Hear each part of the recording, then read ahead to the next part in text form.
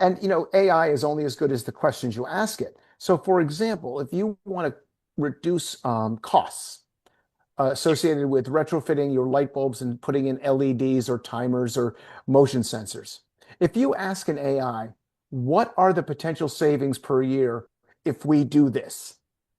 It will give you a Yep. different number than if you say, can we save 15% per year? Ah, Because AI is trying to, and it doesn't have free will, but it's programmed to give you back what you asked for it. mhm, exactly. And actually, sidebar, but it's also programmed to be to please the humans. Yes. It's not neutral in the sense that okay, I'm going. So you have to force it to tell you sometimes the not so pleasant news, right? Like you don't say 15%, you're losing 3% by doing this or that in sustainability, for instance. And really, that's a big investment because I know companies, I know facts from large companies that are forcing now their employees to learn about AI and use AI. And what we're telling them is, in the context, at least of sustainability, in the context of marketing communications with internal and external, we're telling them AI it's a tool, it's an assistant, but it's not the one which is going to write your email and don't press the send button right away because you'll be surprised. Well, I'll go one step further. Don't let it generate your filing and submit it to the regulatory authorities. Don't let it write your thesis and submit it for to your professor because it could be completely plagiarized because it found something on the internet that informed it and therefore it just ported it over and you can ask it to rewrite it in your voice. But if you don't, as the human, maintain authority and responsibility, you have legal responsibility for anything it generates that you use. And we've seen companies have to restate their financials because they realize they've made a mistake. Just because it's fast, just because it costs less money, does not necessarily mean that it is the best and only, and it's the be all and end all. And sort of back to our conversation, also, AI doesn't have an ethical code. It No. doesn't necessarily tell you that this is what I think, this is probable, this is fact, and so on. We're still working on the technology. So while humans have an ethical code and companies have ethical codes, and those are very much applicable to sustainability, AI is not subscribing to the same codes as humans. Well, it like companies don't have the same ethical codes and humans don't. Different cultures, different legal frameworks. What is legal is different in different places. What is right is considered different in different places. And so AI is an amalgamation of all of what has been put into it. And Right. I've used the example like if you were a new parent and you read all the books about what to do when your child cries at night, you would stand in the middle of the room and spin in circles because half of them would tell you to do this and half of them tell you the exact opposite. AI has the same problem, except you're doing a forced choice. That's a it's a great insight, right? Because eventually AI will give you the output with confidence, right? Even if it's wrong. Yeah, absolutely. So, uh, how do we go from here? We've seen actually sustainability. It's well and alive, well and it's alive, and demand is growing up. We've seen states and governments and organizations like the European Union demanding sustainability data. But on the other hand, we have all these technologies, AI, we have a lot of data, but as you said, it could be under lock and key, can be everywhere and sort of nowhere even. if it's spread on spreadsheets and so on. How do we move from here where really we move to a model where sustainability can be more coherent, more efficient, more visible? So, uh, It comes down to building trust, right? And when you're like, I was the first sustainability person in a number of places, but a lot of companies are doing it now. Some of them are finding that it's providing the benefits they wanted, and some of them are finding it's falling short. But in any event, you have to build trust. You have, and that's where that decision useful data and working with employees throughout the business and working with the risk manager, working with the safety people, working with HR, and really solving their problems, the things that are in those strategic imperatives. And I talk about cultural, financial, sales, and operational objectives. I'm just going to throw a couple examples out for each of those because I think they're important. Financial objectives are things, and every company has some semblance of these. I chose in these buckets, but lower your insurance cost, whether they be your property insurance or your health insurance, and lower the cost of capital.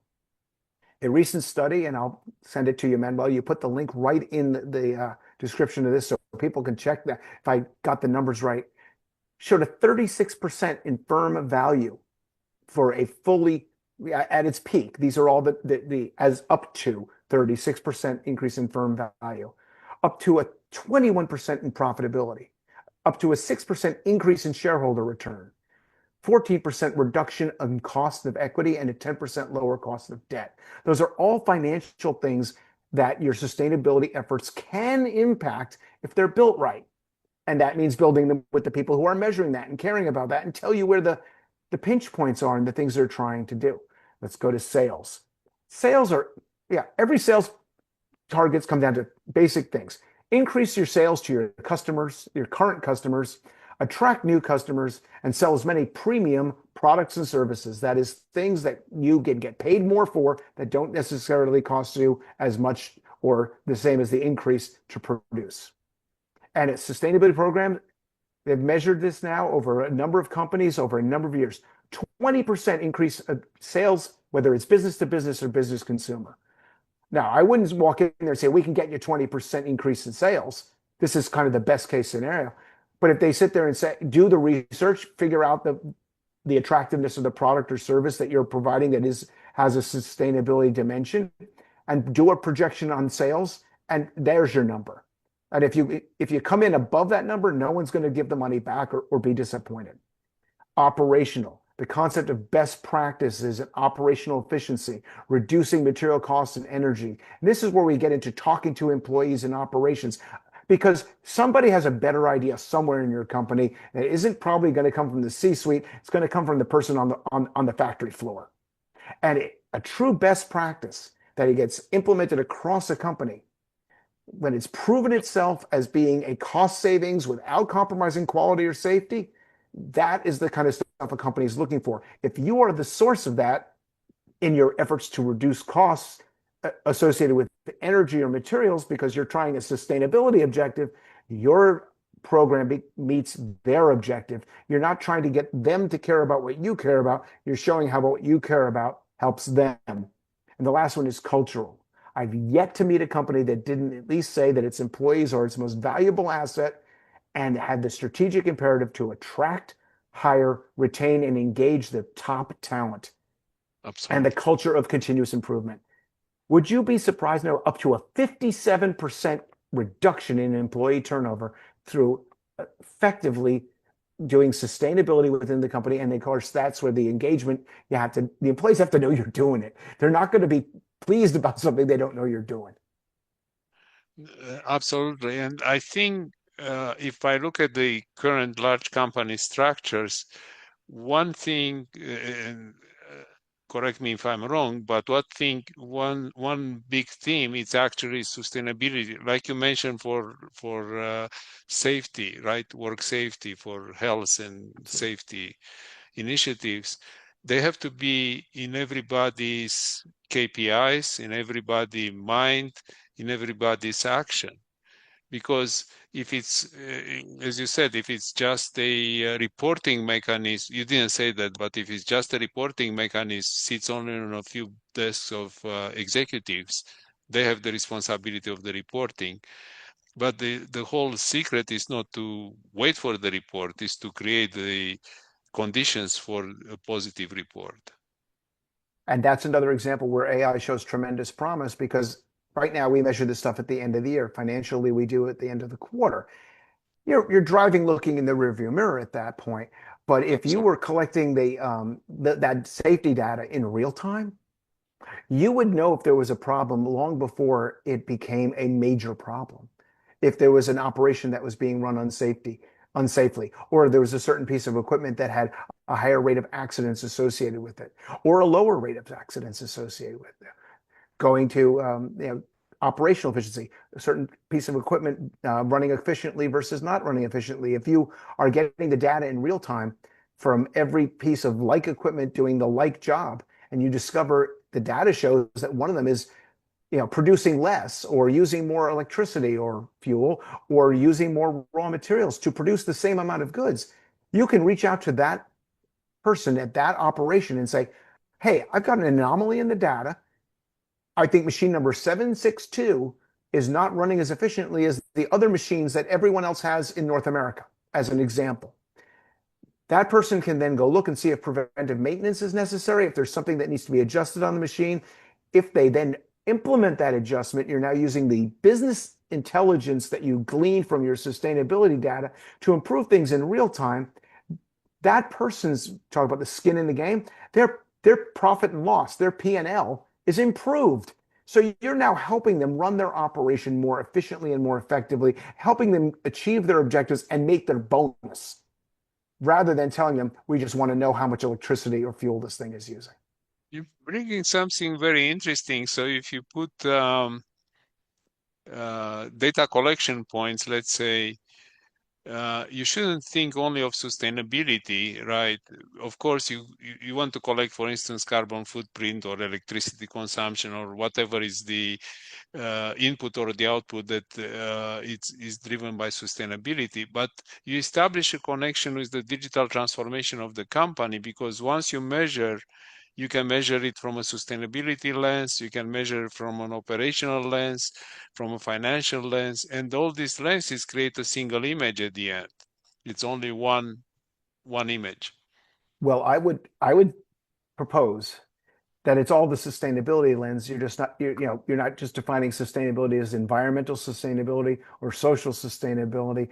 You're defining it as the sustainability of the business itself. Absolutely. Although knowing companies will be a little bit of contention, who gets rewarded for the savings, right? Is it the sustainability account, or is it the I don't know, innovation account? Well, I've have when I've worked in companies, I've tried to make my bonus not based on my individual, I mean, a portion is my individual objectives, but part of them is the corporate objectives. You can't expect people to act in a way that hurts them financially or career wise, but that's why I said compatible with the day-to-day operations. Because if it doesn't help the business and help the people in the business be successful, I have no trouble basking in reflected glow. I have no trouble if our safety program that I work on with the human resources or the risk management or both departments helps save lives and save money, because in the end, somebody's going to sing my praises because they want my next idea. Absolutely. And definitely, if you look from this vantage point, sustainability, it's almost a green field of ideas, because we're not measuring this in the past, or we're measuring, but we're buried in reams of data, right? The electricity bill, right? What the Well, electricity bill means, right?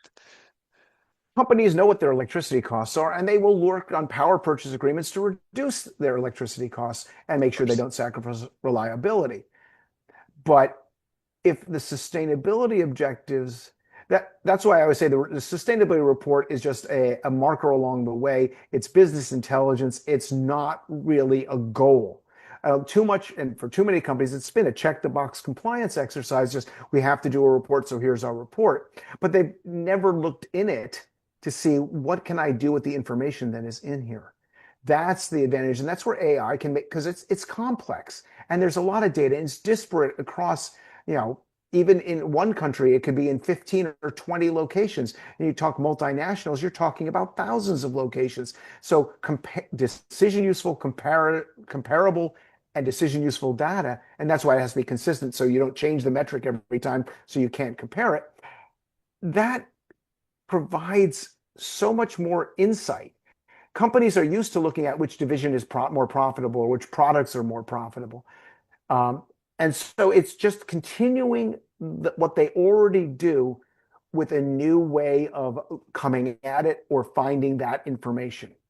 And using it to help the business, those, you know, those cultural, financial, sales, and operational objectives, rather than a separately articulated sustainability objective, which you can have as well. But you can talk about, as part of our commitment to reduce emissions by N% by this year, we're going to reduce our energy costs, our water use, and our raw materials use without Right. compromising safety or quality. Most of that And message is already in the company. will excuse me, attach sustainability objectives to that. So it's not only reduce the cost of electricity by find sources that are renewable, or look at sources that you can have solar panels, for instance, and include them in your electricity bill, right, and electricity consumption and so on. So there is this transformation process that you very well described, by the way. So it's absolutely. But I think the other thing is, if you don't look at your sustainability data, somebody else is looking at it, and that's the financial industry and the insurance industry, especially because you see more and more insurance policies being either having waivers or not even insuring you for sustainability risks. And those have to be disclosed in the double materiality. So you sort of uh, have to be very careful with how sustainability plays in your financial models as well, not only the economic model of saving and so on. But you know, it's not just the investors or the risk people who should be looking at it. If I'm in a business and I say I want to grow my business and I want to build a new facility to produce whatever it is I'm producing, I should be looking at the climate associated risks of that geography. I should be looking at the political risks associated if it's overseas. How stable is that region? But you don't have to position this as climate change. Just say, and this goes for your current and existing operations. Are they susceptible to flooding? Are they Absolutely. susceptible to drought? And does that affect the business? Are they susceptible to wildfires? And that's a vulnerability, but that's a cost. And one of the things that I've heard people say is there are no climate change deniers in the insurance industry because they Well, understand it's a risk model and they're pulling climate changes into their risk because the costs of natural disasters around the world is going up and it's going up exponentially just about everywhere. And they're absolutely. seeking to understand and mitigate this risk. And there's homes now. I mean, you do it with your home. I assume you're building a new home. You look at what's it going to cost me to insure this? Where is it being built? How far am I above sea level? Am I in a place that it has these risks? Would you build in an active earthquake zone? That's not related to climate change. But again, these are the considerations that businesses do all the time. And if they're So not let doing it, it's poorly managed, in which case their risk managers should, you know, be tearing their hair out, but investors should be aware of it. That's why investors are one of the biggest pushes for this sustainability data because they understand it is material, not financially material. And this is a mistake we make using the same word, but it impacts. And this gets right to the idea of governance, which you call the soft metric. And I would argue it's the hardest metric. How well is the business being run? How well are risks being managed? How well are opportunities being seized? Do you have structures and processes and programs and policies in place to run this business well in 2025 and beyond? And you know, let's make the picture even more complex. And how are we going to make it more complex? Let's look at not only the company's operations, data, sustainability, reporting, and everything we talked so far, but let's start to add the supply chain, because we see the supply chain, the rules of suppliers and supply agreements are changing. As you mentioned, they are in the process to change, right? Yes. So Well, how do you see this more complex picture? well, first of all, you can't outsource your values. If you say that you are committed to being an ethical, responsible, whatever company, you can't hire people to work for you, your suppliers, that don't adhere to those same values. You can't separate yourself from the people you choose to do business. Put it another way. If you're asking for people to favor you by working for you, buying from you, or investing in you based on a set of values, then you better be using that same set of values when you're choosing where to invest and who to hire and where to do business and with whom. So otherwise it's hypocritical. So there's your moral argument. But the other one is, so that's where you start to see things like supplier codes of conduct. But I'm going to say that's outdated right now.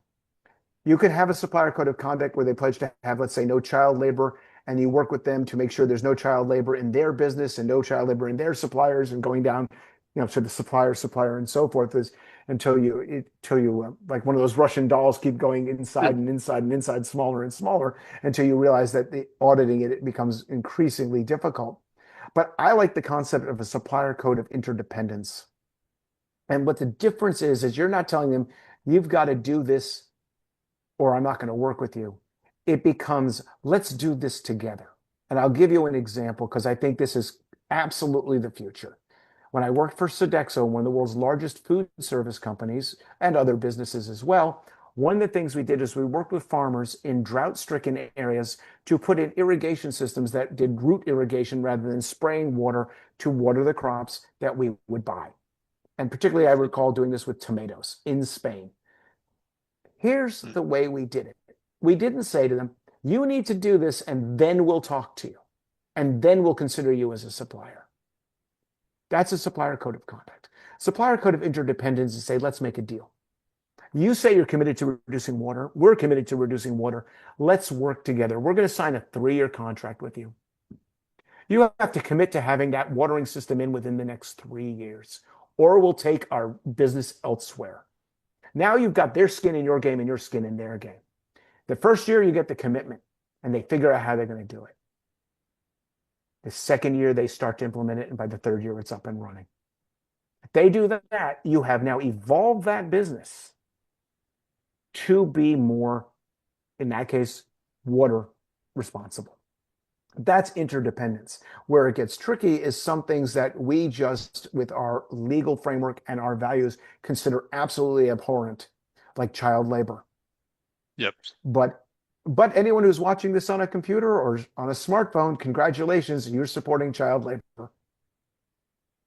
People say they care about it and they want it out of their supply chains, but then when it push comes to shove, shirt you're wearing is probably also made by child labor. Now let's pause for a minute because, as I've said, standards are different around the world. What's a child? What age does someone become a child? And what age and how many hours can they be allowed to work and under what conditions? Not only is that different around the world, that's different in the United States. So even in our country, in one country, there's 50 different standards. And absolutely. As simple as what is the age of labor, right? 16, 17, 18, 21. Different countries have different laws and Absolutely. different, and they allow child labor, not forced and so on. But it's different standards, and the age threshold is different as you move through the world. You And can work at 16 legally as an adult or 18. And this gets into ethics too, because laws are different. So a lot of companies will refer to, we adhere to all local laws and regulations. that's fine. But sometimes that local law and regulation is very, very uncomfortable for the people, let's say back in the home country of that company, Sure. and that's where its shareholders are. And so Yep. that's where you get issues where companies are charged with bribing local officials, because that's one of the things that the Foreign Corruption Act, um, working on creating a universal standard, but it was recently thrown out Mhm. politically. And so Absolutely. now, so I'm a company, and because what I'm doing that's perfectly legal overseas and is actually helping the local population to have autonomy and to get into the economy and to have the benefits of labor and earning a wage, which is helps break the cycle of poverty. So I believe in my heart of hearts I'm doing the right thing, but it really looks unseemly to the people who are sitting there in the investment houses trying to decide whether or not they want to risk their clients' money with a company that does that. And as you said, eventually, if you go deep in the supply chain, you'll find one of those problems like child labor, like exploitation of the environment, and so on in really bad conditions. And The standard I always say is you've got a supplier code of conduct or interdependence or whatever you call it. How many yep. suppliers have you fired? If Well, you haven't kicked someone out of your supply chain for violating your code of conduct, you don't have a system in place to make that code of conduct a living, breathing document. And that's a risk because you're now promising something and not fulfilling it. I remember advising some students that they were in Netherlands at the time, in university there. They were creating a fund to actually get companies not to hire children. And I told them, Mhm. look, in some countries, the child is the only, subsistence, existence of the family. So think a little bit beyond of just, not hiring the child, but more, what do you do to help the child grow, schooling and so on, and how do you continue the family to grow, uh, training them, finding a job for the parents and so on. As you said, if most of the company, the countries are rural still, so get them to have a farm that is producing, it's yielding crops of quality and so on.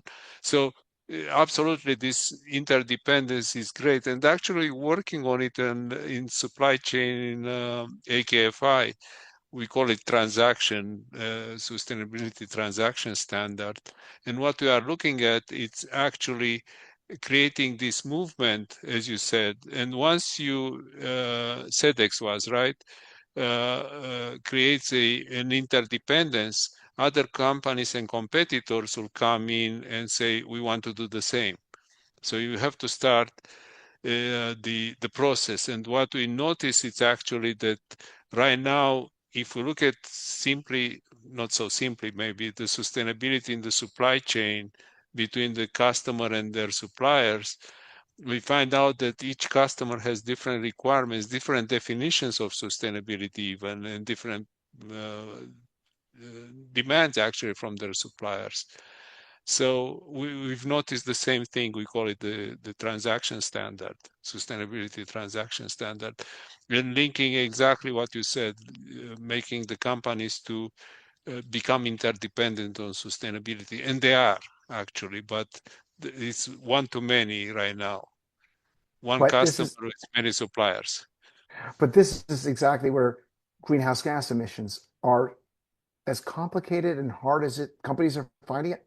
They're one of the simplest ones because they're based on mathematical standards that are agreed upon internationally. If you know the kilowatts used and where they were generated, or the fuel used and its emissions factor, the international standards exist to create the decision useful and comparable data.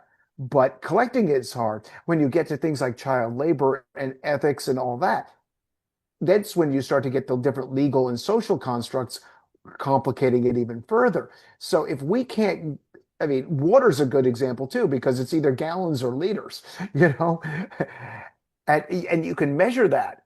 And but some of this other stuff is going to we're nowhere near as a planet having universal standards because there are no, I mean, there's the Universal Declaration of Human Rights, but in some places around the world, when Maslow's hierarchy of needs takes over, and your family is choice between sending your child to school to learn to read or sending them into the field so you have food today, unfortunately, this or to go work in a factory, or even worse, to go work in one of these call centers that is running these scams on the internet because it's the only way. And then, of course, there's a lot of problems with that because the people running those don't ever let the people out. It is a form of current slavery. I read a horrible statistic that if slavery, human slavery, were listed on the Fortune 500, it would be in the top 5 companies around the world. That's how many people are subjected today to human slavery. Wow. Huge, and yes, and there are even different forms of slavery, right? Right. I'm From talking about all of it. from Sexual slavery, coercion, financial yeah, to slavery, all that. Yeah. coercion, to exactly. Yeah, exactly. Yes. But and that fits back into the sustainability because actually, when we talked about ethics and ethics in data and so on. At a certain point, there is a point where you can say, look, I cannot have any supplier because if I go deep into the supply chain, I find lithium batteries exploited in, Africa, Hmm. which is child-based and environmental, destructive, for instance, or rubber plantations in countries where they use child labor and exploitation and slavery, as you said.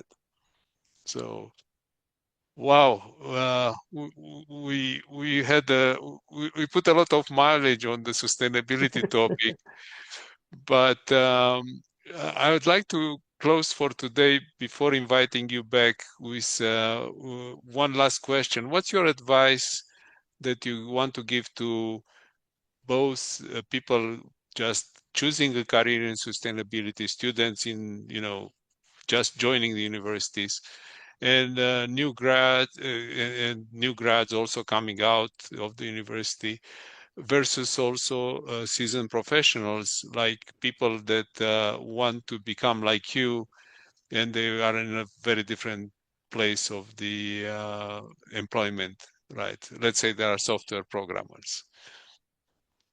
Well, I think the first thing is to not lose hope. Careers that reflect your values are reflecting the values of your customers and suppliers and other employees and investors all around you. And the real question then is, how can you do that? And the answer is you can almost not do it because this is a trend, as I said earlier, that has been going on for 70 years. Businesses, what it takes to be successful in the 21st century is not what it took in the 20th or the 19th or the 18th century. And I want to just give some data because I think it's important. This is from Harvard Business Review just last month. And it's talking about reporting and affirming or accelerating or retreating from sustainability in the United States since the last few months. Would you be surprised to know that 13%, that's more than 10% of companies have reduced their sustainability efforts or their public have issued public retractions or have taken apart what they're doing internally, cutting programs and so forth. 13%. But 40% of companies have no change, have not reaffirmed, but they're just kind of being quiet about it. No neutral positioning. They're not sticking their neck out anymore. There are some, though, another 13%, which is the same percentage as the companies that were retreating, that are publicly reaffirming them. The strategy is stable. They're consistent with their messaging. The boards have affirmed them, and they're continuing with their programs. But here's the good news. 32%. have accelerated. In the face of this questioning and pressures, they're looking at it, they're focusing on the business case, and they're actively expanding and modifying their strategy, which is a good thing because, hey, if you can't survive scrutiny, it shouldn't be there to begin with. And so what I'm saying is, and what the data is saying, this is Harvard, not Cornell, not me, only 13% of companies are listening to what's going on politically. The rest of the companies understand what's going on strategically, economically, for their best future. Most companies are going forward full steam ahead. And I will just throw out that the companies that are being quiet and just kind of hope not talking about it, well, they're hoping that the political winds will pass over them, but they're not differentiating themselves as the best employers. They're not differentiating themselves for their customers, and they're not getting investor favor because they're not talking about what they're doing that would achieve all three of those business objectives. But there's And plenty of places out there that are still,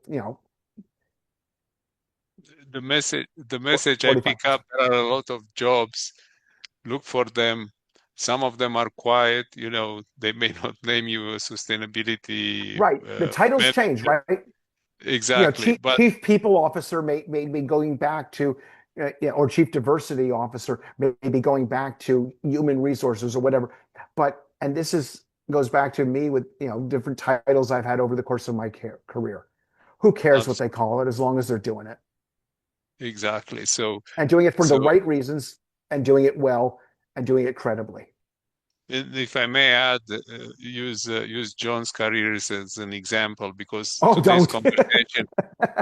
today's conversation tied together a number of aspects, going from operations of companies and sustainability as the one of the fundamental operational principles, if you want, to business. We went to AI, to ethics. We visited double materiality and risk. And I think I missed about 70% of what we talked about today. So thank you very much, John. Well, thank you. And we want you back, and definitely not in 2 years from now. Things are moving much faster with sustainability. So I want to thank you for taking the time today to visit with us, and for our audience to make sure to check every week for a new episode of Actionable ESG by KFI. We have this talk series. I think we reach over 100 executives and experts now, and they are all available on YouTube, and with no charge, by the way, I shall add. And you'll gain new perspectives on how to mitigate risk and create value by integrating ESG with the digital transformation, with AI, and in the supply chain. Thank you again, and until next week, goodbye from John and Manuel.